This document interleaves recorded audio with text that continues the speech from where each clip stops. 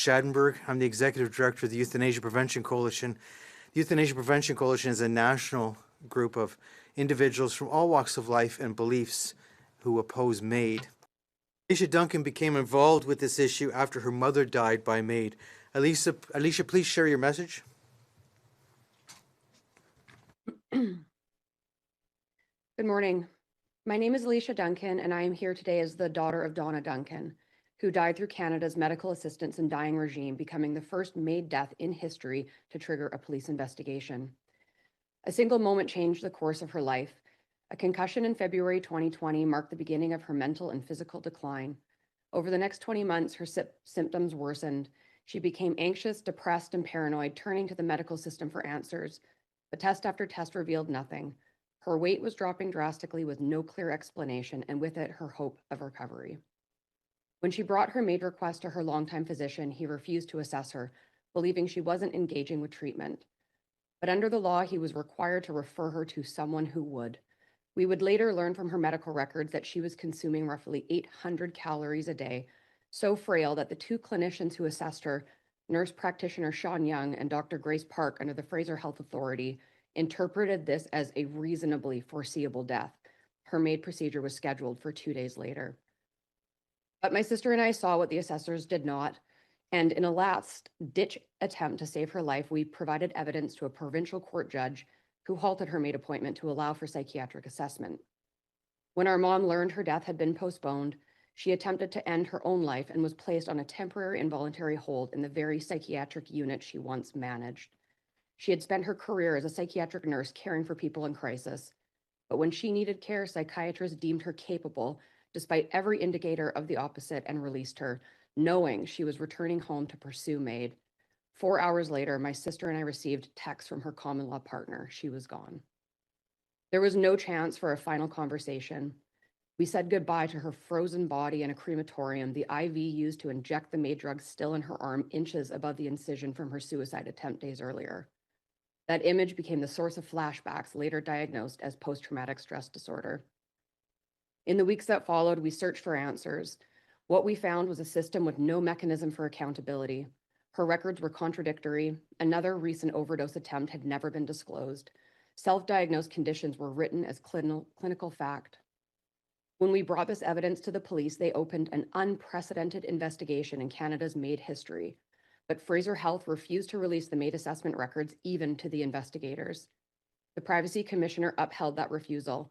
The only person legally entitled to request the documents that might reveal whether her assisted suicide was lawful was my mother, and she was dead.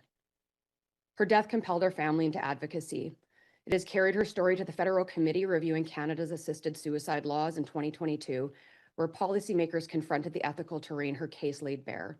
And earlier this year, it carried that story into parliamentary rooms across the United Kingdom, where lawmakers are studying Canada as a test case as they consider legalizing assisted suicide there. What our family lived through stands as evidence of a law expanding faster than the safeguards meant to keep people safe. 4 years later, we still do not know whether the law was followed, not because the truth is complicated, but because the system is designed to prevent families and even police from finding out. Her case showed there is no requirement for a practitioner to verify a diagnosis for a MAiD assessment, no burden of proof, no consequence when errors end a life, no access to records, no appeal. There is no meaningful oversight. And now in 15 months, Canada is scheduled to expand assisted suicide to those whose sole underlying condition is mental illness. Yet leading experts warn mental illness cannot be declared irremediable.